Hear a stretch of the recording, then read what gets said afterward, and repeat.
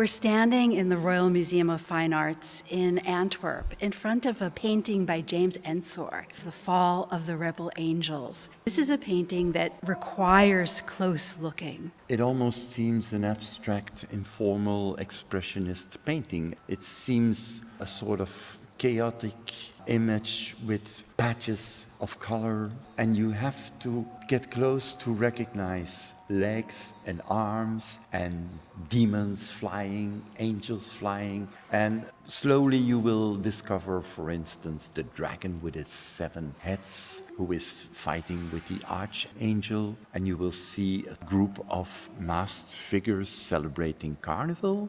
And then in the lower right, you have an almost apocalyptic scene with nudes that are drowning. And then you have to move back to see that we have a seascape. And it's above this seascape in the sky that this chaotic, violent event is taking place.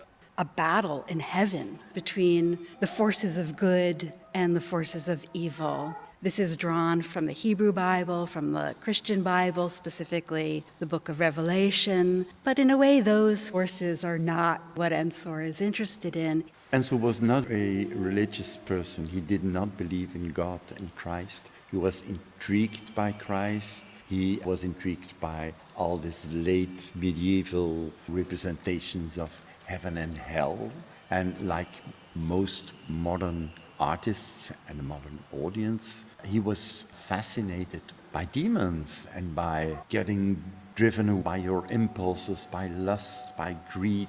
He is fascinated and obsessed with evil. Why are we evil? How can man, on the one hand, be rational and at the same time be cruel? And that explains, I think, to a certain extent, a painting such as The Fall of the Rebel Angels, because it's a pessimistic view of the world and of mankind. And as you look closer and closer, different heads and faces emerge, weapons, and then, interestingly, this green banner with 2 X's. That is the symbol for Les 20, the Avant-garde artists organization that Ensor was a leading member of, although he also had his disagreements with them. You have this almost provocation with Les 20, referring to this group as a sort of group of carnival celebrators. He could be very provocative, challenging his best friends to see how far can I go.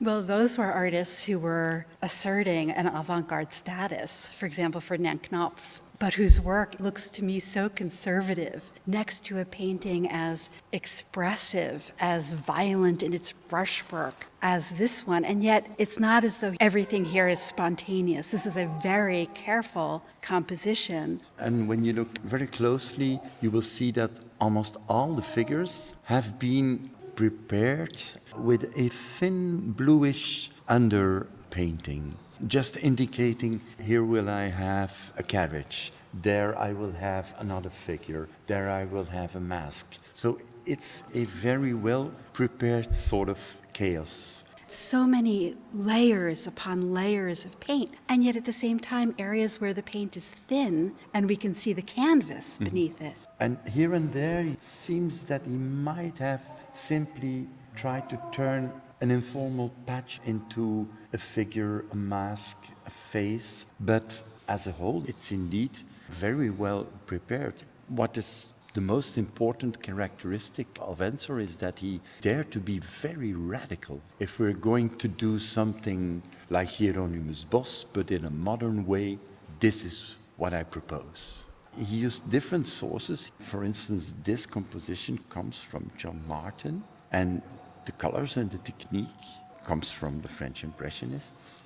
The Impressionist interest in Parisian leisure couldn't be further from the kind of grandiose vision that Ensor had for his own art. Once again, he turns it into something so different that has indeed nothing to do with this optimistic Impressionist world where we all would like to live. But Ensor is almost telling us that is not the real world.